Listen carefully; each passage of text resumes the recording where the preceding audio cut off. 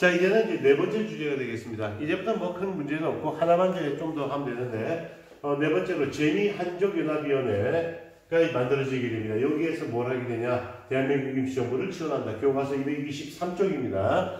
자, 여기 나오죠. 재미 어떻게 됩니까? 어디가 되게 되죠? 그렇죠. 미국입니다. 재미. 그 당시에 아름다운 밑자를 써야 될지 싼 밑자를 써야 될지 순간적으로 헷갈리긴 한데, 자, 아무튼 재미 미국이죠. 자, 미국 지역에서 한족연합위원회가 이제 만들어지게 된다. 자, 이렇게 되죠. 그래서 우선 먼저 이제 결성되는 걸 우리가 한번 보게 되면, 결성이 되는 걸 우리가 이제 보게 되면, 미주 지역이 어딥니까? 미국을 비롯한, 뭐, 캐나다라든지, 캐나다는 거의 없었을 거예요. 미국, 하와이, 그 다음에 멕시코, 요 정도가 되게 되는데, 미주 지역에 있었던 한인들의 연합입니다. 한인들의 이제 단체를 통합하여서, 한인 단체를 이제 통합해서 이제 만들어진 것이 재미한족위원회가 되게 된다. 1941년 4월에 조직된 단체가 되게 된다. 그래서 이제 이들의 두 번째 이들의 활동을 우리가 한번 보게 되면, 이들의 활동에 대해서 뭐 여러 가지가 나오게 됩니다. 제일 먼저 보면은 대한민국 임시정부에 대해서 재정적 지원을 한다. 자, 우리나라 사람들이 제일 먼저 미국에 건너간 거 여러분들 알고 있죠? 제일 먼저 어디로 건너갔습니까? 그렇죠. 1900년 초에, 정말 1900년 초에 일본의 애들한테 속아가지고는 어디로 갑니까? 하와이의 사탕수수 농장으로, 그 노동자로 팔려가게 되죠. 그래서 사탕수수 농장으로 건너갔던 사람들, 그 사람들이 그 지역에서 자립하고, 그 지역에서 돈을 모아서 나중에 임시정부를 후원을 하고, 그 사람들이 또 이주해서 어디로 갑니까? 그렇죠. 하와이에서 태평양 가로질러서 딱 한번 가면 어디입니까? 저기는 어디죠? 로스앤젤레스.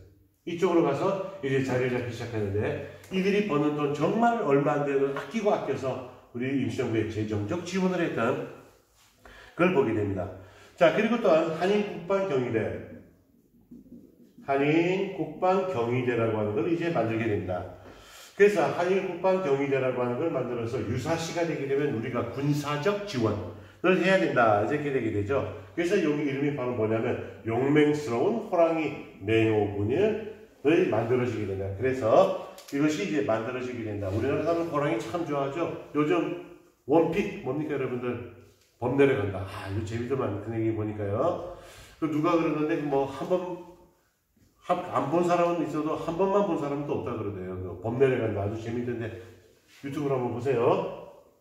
자, 이걸 이제 만들게 된다라고 하는 거죠. 자, 그 다음에 세 번째로 미국을 상대로 하게 되는 무슨 활동? 외교 활동. 그렇죠. 외교 활동을 이제 전개를 해 나오게 된다. 라는 겁니다. 그래서 대한민국 임시정부를 우리가 합법적인 정부라는 것을 승인받기 위한 이런 외교 활동을 전개해 나오게 되는 것이 바로 재미한족연합위원회가 되어지게 된다라고 하는 겁니다. 자, 이제 다섯 번째 이야기를 하겠습니다. 해외에서 많은 이제 우리의 그 독립을 준비하게 된 말 그대로 건국 준비 활동을 하는데, 그럼 국내에서 뭐 했을까? 국내 그냥 있지 않았죠. 여기 나오죠. 이 조선 건국동맹이라고 하는 게 나오죠. 아까 얘기했던 조선 독립동맹하고 헷갈리면 안 됩니다. 자, 무장공기론, 그리고 국내에서 활동했던 조선 건국동맹, 이렇게 이제 나오게 되거든요. 자, 먼저 무장공기론이 이제 나오게 되는데, 그럼 무장공기라고 하는 거 뭐 하는 겁니까? 싸우자는 얘기가 되겠죠? 왜 그러냐? 태평양 전쟁이 이제 장기화되게 됩니다. 태평양 전쟁이 이제 장기화되고 있다. 이렇게 되게 되는 거죠. 41년도부터 시작해서 41년 말이죠. 그러니까 41년 12월이니까 42년, 43년, 44년 계속 태평양 전쟁이 장기화되게 되는 이런 문제가 나오게 되죠. 그러는 가운데 일본의 패망이라든지, 그리고 그것뿐만 아니라 우리 한국의 독립 이런 거에 대한 이제 확신들이 나타나기 시작한다. 무슨 말입니까? 이제 태평양 전쟁에서 일본이 점점 깨지고 일본의 활동 범위가 축소가 되게 됩니다. 미드웨이 전투에서 미국한테 깨지게 되죠. 그러면서 이제 사이판이라든지 괌이라든지 이쪽 지역이 함락이 들어오게 되면서 결국 일본이 어디까지 갑니까? 오키나와 섬을 옥쇄하고 하는 그런 일들이 이제 벌어지기 시작하게 되는 이런 걸 볼 수 있게 된다 하는 거죠. 자, 그런데 가운데 국내에서 비밀결사를 조직하여서 우리가 비밀결사를 조직하자. 자, 그렇게 해서 무장봉기를 해보는 게 어떻겠냐. 무장봉기를 이제 준비해 나오게 되는 이런 것들이 이제 나오게 됩니다. 자, 이런 것들이 나오는데 여러분들 교과서 223쪽을 보시게 되면은 223쪽 보게 되면 거기 부민관 의거라고 하는 게 나옵니다. 부민관 의거라고 하는 것이 나오게 된다. 자, 요거 여러분들 교과서 한번 보면서 그 세 분 이렇게 사진 찍으면서 나온 내용들이 나오게 됩니다. 요거 통해서 한번 확인을 해주면 되겠습니다.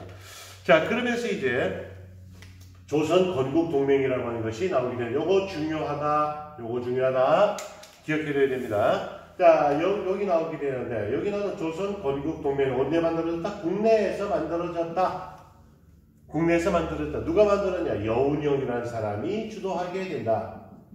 자, 여운형의 사상적 체계. 앞으로 이제 저나 김한중 선생님이나 수업을 할 때 해방 정국에서는 이 사람의 사상적 경향이 어떻게 되냐 하는 것이 중요한데 이분은 분명히 좌파, 공산주의긴 공산주의지만 통일을 하기를 원하는 좌익과 우익이 하나 합쳐지기를 원하게 되는 중도파인데 나는 중도파인데 그 중에서 좌파다. 좌파는 어느 쪽이죠? 공산주의자다. 이런 얘기입니까? 나는 손 두 개 다 써. 다 썼는데 왼손이 좀 더 세. 그렇게 이해하면 됩니다. 중도 좌파였던 여운형이 주도하게 된다. 그래서 비밀 조직으로 이제 만들어지게 된다. 비밀 조직으로 만들어진다. 그러면서 여기는 아까 얘기했죠. 중도파라고 하는 것은 뭐라고 그랬습니까? 어느 한쪽만 아니라고 그랬죠. 사회주의 세력하고 그 다음에 민족주의 세력이 이제 연합해서 이제 만들어지게 된다. 자, 여기 나오는 사회주의는 뭐라고 한다? 좌파. 그 다음에 민족주의 세력을 뭐라고 한다? 우파. 이렇게 우리가 이해를 해줘야 되는 겁니다. 자, 이렇게 나오게 되면서 비밀의 조직입니다. 중도파 다시 얘기합니다. 중도파는 좌익과 우익이 같이 간 거예요. 이렇게 되어지게 된다라고 하는 것. 자, 그러면서 이제 이 사람들의 경우에는 지방 조직까지 이제 정비를 해 가게 되는 이런 걸 볼 수 있다. 그러니까 지방의 이제 각 지점들을 이제 만들게 되고 그러면서 이제 체계적으로 조직을 정비해 가게 되는 걸 볼 수 있게 된다. 자, 그리고 조선 독립동맹과 이제 연대를 시도하게 됐다. 자, 조선 독립동맹 나왔죠? 누구? 김두봉. 어느 지방? 하북지방. 누구? 조선의용군 연결해야 되는 거예요. 나중에 북한 들어오는 인민군 연결되는 겁니다. 그리고 이 사람들이 나중에 뭐가 되게 되냐면 중요한 거예요. 해방이 되자 1945년 8월 10일 해방이 되자마자 뭐 하게 되냐면 조선 건국 준비위원회를 이제 결성을 하게 된다. 자, 이렇게 되게 됩니다. 그래서 보통 옛날 사람들 줄여서 건준이라고도 했고 그 다음에 요즘에 건준위라고 해서 나오게 됩니다. 그래서 이 사람들의 이름을 뭐라고 하냐면 건국준비위원회, 건준위를 결성을 했던 사람들이 되어지게 된다. 아무래도 그렇겠죠. 여기 여운형이라고 하는 분이 갖고 있는 이제 지역적 특색이라든지 이런 것들이 일본이 함부로 할 수가 없다는 거죠. 왜? 일본이 해방이 될 경우 끝까지 국내에 남아서 활동했던 사람, 마지막까지 있던 사람이 누구냐면 여운형이거든요.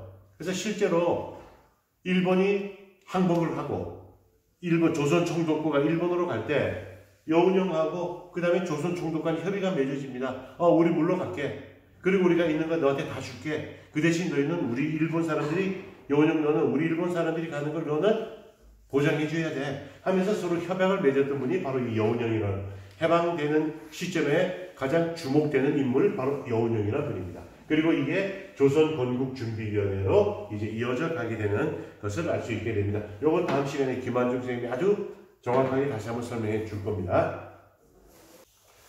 자, 이제 여러분들 교과서 224쪽에 보게 되면 연합국 한국의 독립을 약속하다. 자, 마지막입니다. 이제 진짜 마지막이에요.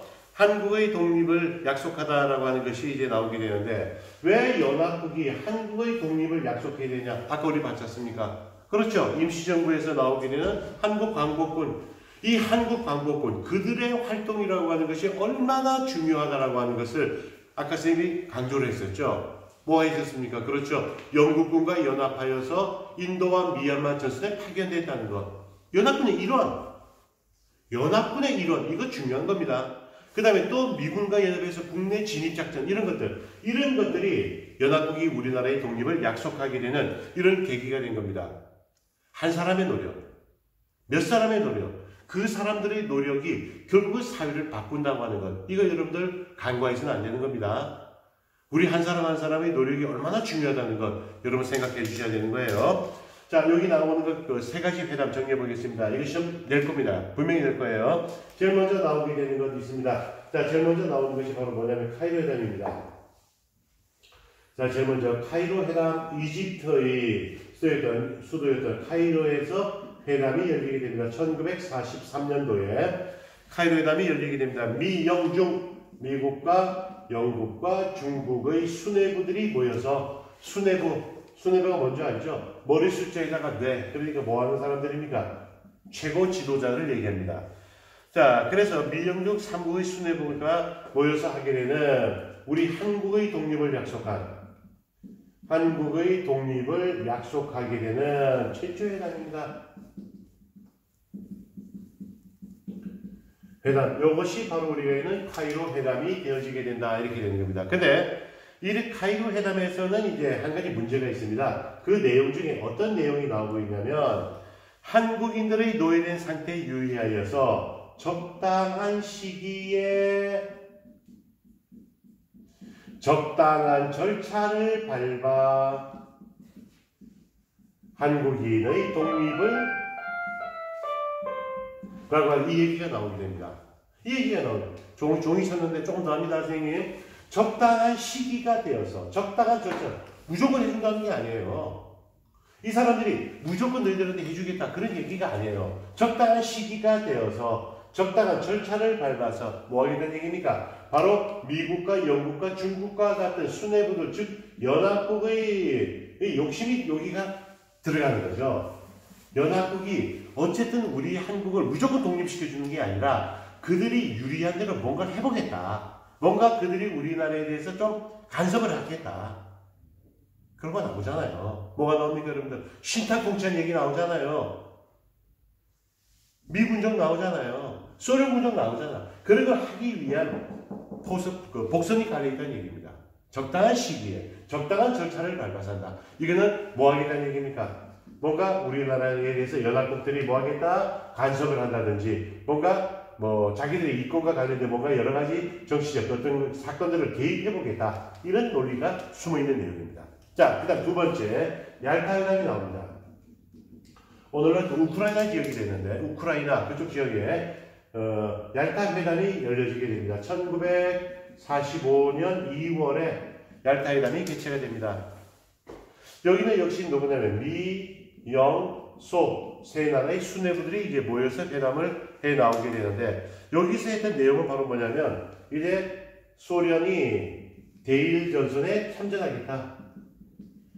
일본과 전쟁에 참석하겠다. 뛰어들겠다라고 하는 걸 약속을 하게 됩니다. 그러면서 뭐라고 얘기하게 되냐면 일본군을 쫓아내기 위해서 일본군을 완벽하게 쫓아내기 위해서는 미국과 소련이 특히 할 일이 많다. 어떻게 하게 되냐? 북위 38도선 우리 38선이라고 그러죠. 북위 38도선을 경결해서 나중에 분할을 하겠다. 그러니까 소련이 중심이 된 세력은 북위 38도선 이북을 에서 일본을 쫓아내고 정리를 하고 미군이 중심이 되어서 북위 38도선 이남을 정리를 해서 하겠다. 벌써 여기서 연합군의 냄새가 나오고 있죠. 연합군 뭐 하겠다는 얘기입니까? 그렇죠. 해방이 되고 나면 우리나라에 대해서 남북한으로 갈라서 자기들이 뭔가 해보겠다 라고 하는 그 내용이 숨어 있다는 것이 여기 나오게 됩니다. 그러면서 분할하게 되고 그리고 또 뭘 하게 되면 신탁통치라고 하는 이 문제에 대해서도 이제 제기가 되게 되는 겁니다. 신탁통치도 이제 한번 해볼 수 있다. 그것을 이제 잠정 결정을 하게 되는 확실한 것이 아니라 잠정적으로 결정을 하게 되는 것이 얄타 회담에서의 내용이 되게 된다. 자, 이렇게 되게 되는 겁니다. 자, 그래서 보게 되면 여러분들 교과서 224쪽을 보게 되면은 신탁통치라고 하는 것이 어떤 것이다라고 하는 것이 나오게 됩니다. 뭐냐? 한마디로 얘기해서 믿을 신, 너희들이 우리나라를 믿고 의탁하라 이런 얘기입니다. 우리가 너희를 잘 돌봐주고 잘 국가가 안정이 될 때까지 너희 나라가 해방되어서 안정이 될 때까지 우리가 정치, 경제, 사회 분야에 일정한 간섭을 하면서 통치하겠다. 잘 따라주길 바란다. 그런 얘기가 되는 거예요. 제2의 식민지죠. 제2의 식민지입니다, 이거. 자, 이걸 결정했던 것이 얄타 회담의 내용이 나오게 됩니다. 물론 여기 나오는 신탁 통치와 관계된 것은 사실은 언제냐면 나중에 모스크바 3국 외상회의, 3상회의라고 하죠. 모스크바 3국 외상회의, 3국 외무장관입니다. 외상회의에서 이제 결정이 되게 되는 겁니다. 이건 언제가 되냐면 1945년 12월에 나오게 됩니다. 여러분 여기서 주의해야 됩니다. 신탁 통치가 결정이 된 건 모스크바 3국 외상회의예요. 얄타 회담이 아니에요. 얄타 회담에서 뭐라고 그랬습니까? 잠정적으로 이렇게 할 수도 있다. 이렇게 할 수도 있다. 라고 얘기한 거예요. 꼭 주의해야 됩니다. 나중에 와서 시험 볼 때 선생님들이 이렇게 나오게 되면 선생님이 얄타 회담에서 나온다 그랬잖아요. 얄타 회담에서 신탁 통치가 결정됐다 그랬잖아요. 아니, 할 수도 있다. 이해됐죠? 여기서 결정되는 거예요. 자, 그리고 소련은 나중에 1945년 8월 1일인가 8일인가 그때 참전을 합니다. 얄타 회담에 대한 내용이 이제 나오게 됩니다. 자, 그 다음에 세 번째로는 독일에 있는 포츠담에서 이뤘던 포츠담 회담이 나옵니다. 이거 독일에서 있었던 건데요. 자, 포츠담 회담이 이제 나오게 되는데 1945년 이제 요거는 7월에 있다. 우리 해방되기 바로 직전에 나오게 되는 거죠. 그렇죠? 자, 그래서 이것도 미국과 영국 그 다음에 소련의 수뇌부가 모여서 뭘 하게 되냐면 한마디로 카이로 회담의 재확인입니다. 카이로 회담의 재확인이 이루어지게 되는 것이 되죠. 일본의 항복을 종용하는 겁니다. 일본의 항복을 항복하지. 너희가 항복하는 게 사는데 도움이 될 거야. 빨리 해. 이렇게 나오게 된다는 겁니다. 그래서 말 그대로 포츠담 회담은 우리 카이로 회담에서 나왔던 우리 한국의 독립에 대해서 다시 한번 강조했던, 다시 한번 이제 재확인했던 그런 내용이 바로 여기 나오는 포츠담 회담이 되게 됩니다. 어떻습니까? 연합국이 결국은 어때요? 여러분들 볼 때 우리가 해방이 됐다. 일본을 패망시키고 우리가 독립이 됐다는 것까지는 좋은데 여기에 벌써 미, 영, 중, 소 그 나라들이 우리에 대한 욕심을 갖고 있었다. 아니 제2의 식민지를 만들어 보려고 하는 이런 의도로 숨어 있었다. 라고 하는 것을 여러분들은 꼭 생각을 하고 기억을 해 두셔야 됩니다. 카이로 회담, 얄타 회담, 포츠담 회담. 여기 이제 정리를 하겠습니다. 자, 그 다음에 마지막 여러분들 7번째 단원이 뭐냐면 우리 한국인에게 주어진 과제가 나오게 됩니다. 여러분들 요거는 필기 안 하겠습니다. 여러분들 교과서 보게 되면 한국인에게 주어진 과제, 어떤 과제가 나오게 되냐 이런 얘기입니다. 우리 해방이 우리 스스로 쟁취한 것 있죠. 근데 표면적으로 나타나는 것은 연합국의 승리가 가져다준 결과였다. 이런 얘기가 됩니다. 그렇기 때문에 우리는 뭘 해야 됩니까? 해방이라고 하는 것이 되고 나면 우리나라가 해방이 되었다라고 하면은 우리는 새로운 국가를 이제 건설을 해야 된다라고 하는 이 문제가 나오게 되죠. 그럼 새로운 국가를 건설함에 있어서 연합국은 어떤 입장이 보이는 게 뻔히 보이지 않습니까, 여러분들? 그렇죠? 자, 이렇게 나오게 됩니다. 그래서 우리가 얼마나 새로운 국가를 건설함에 있어서 우리 어떤 자주적인 입장을 갖게 되냐, 자주적 입장을 갖게 되냐. 자, 그리고 또 우리의 독립운동가들의 의견이 얼마나 반영될 수 있냐 하는 문제. 이런 것들을 이제 얘기하게 되는 것이 이제 나오게 되는 겁니다. 그러나 여러분 알겠지만은 자주적 입장 아니죠. 해방되고 난 이후에 여러분 잘 알 겁니다. 38도선 이남 미국이 들어간 미군정, 북한에는 소련 군정이 만들어지게 되고 우리 독립운동가 어땠습니까? 북한 쪽에는 그나마 김두봉이 들어가서 김일성과 김두봉이 손을 잡고 활동을 했지만 남한 쪽에는 어떻게 됐습니까? 우리 김구 임시정부의 주석으로 활동했던 우리 김구 선생 어떻게 됐습니까? 민간인 자격이에요. 임시정부의 수상의 자격이 아니라 민간인 자격으로 이제 들어오게 되는 그걸 우리가 알 수 있게 된다. 자, 이렇게 되게 됩니다. 그래서 우리나라는 이제 뭐라고 하냐? 새로운 국가를 건설하기 위한 그것은 뭐가 되게 되냐면 삼균주의에 나와 있는 게 있었죠. 기네. 참 길죠? 비발디가 이렇게 긴 음악을 만들었어요. 자, 새 그런 국가를 건설한다. 우리 삼균주의 기억나시죠? 뭐가 되게 됩니까? 정치적으로는 뭐 하는 얘기입니까? 그렇죠. 보통선거. 그래서 보통선거에서 뭐 만들자? 민주공화국 만들자. 그죠? 공화국 만들자. 그 다음에 경제적으로 뭐 하게 되자? 그렇죠. 산업과, 그 다음에 토지의 뭘 하자? 국유화. 요거 하자. 그렇게 해서 토지와 산업의 국유화를 하자라고 하는 거죠. 그래서 뭘 하자는 얘기가 부의균등. 이걸 하자는 얘기입니다. 자, 이게 우리가 남아있는 얘기가 되는 겁니다. 우리가 남아있는 한국인에게 주어진 과제 새로운 국가를 건설하고 그 국가는 이런 입장과 이런 정치 경제적 입장에서 만들어야 한다라고 하는 것이 이 단어의 마지막에서 하고자 하는 이야기가 되겠습니다. 자, 지금까지 여러분들하고 긴 시간 동안 일제강점기에 대한 이야기를 해보았습니다. 이제 앞으로 여러분들 현대사 부분에 대해서는 김한중 선생님하고 수업을 하시면 되겠습니다. 그동안 수업하느라고 대단히 고생 많았습니다. 수고했습니다.